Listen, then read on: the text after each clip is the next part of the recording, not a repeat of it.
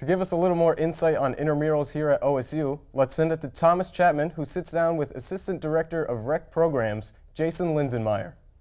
Oklahoma State features 52 intramural sports. Every student participating pays a fee with their tuition. The big question is, where are those fees going? I sat down with Assistant Director of Recreational Programs, Jason Linsenmeyer, to find out. We get a allocation from the Student Government Association, SGA. It doesn't subsidize all of our intramural budget. We get some from forfeits, and then we also get some from the Maine Department of Wellness account. The majority of our budget is probably 85 to 90% goes to student payroll. The other portion of the money goes for equipment,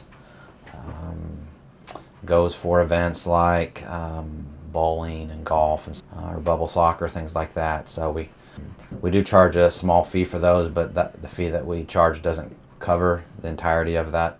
But we have a good sized budget, and we can do a lot. I'm Thomas Chapman. I'm here with Cameron Milam. He's a graduate assistant with the intramural sports, and we're going to learn a little bit more about the fees with the intramurals here at Oklahoma State. Cameron, if you could tell me a little bit about the fees here at Oklahoma State and whether they're fair or not to the students. Yeah, I think that the fees here are they're very fair for the students because they do offer it for the intramurals to be free for all the major team sports and small participation sports that are held here on campus.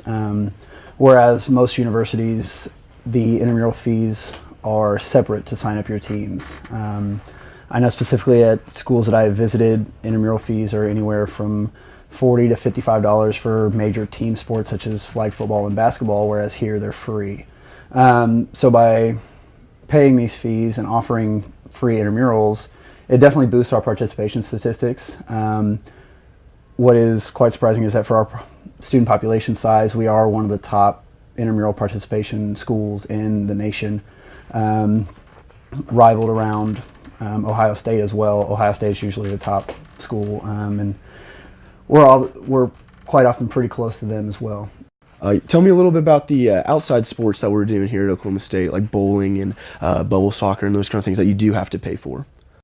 So there are a few that we have to pay for only whenever we contract from an outside source. So sports such as the golf tournaments, bubble soccer, laser tag, and bowling, because we do use an outside venue or bring in an outside contractor, we have to charge roughly, it's usually about $15 per person, just to kind of compensate for the costs that we'll be paying to bring that outside source in. Still not a lot for the students that want to participate in those sports, but it does help us even out in our budget from an intramural standpoint. Right. And what do you think would happen if we did start charging for sports like flag football and those regular intramurals lots of people participate in? That's been talked about from the higher ups in the wellness department as far as charging even a small amount, $10 or $20 for major sports or smaller sports. From what I've experienced, I don't think that it would deter many people from signing up.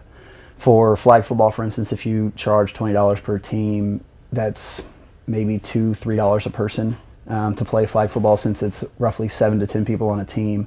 So I don't think that would deter very many people, and it would also allow us to bring in some revenue to then make intramurals better.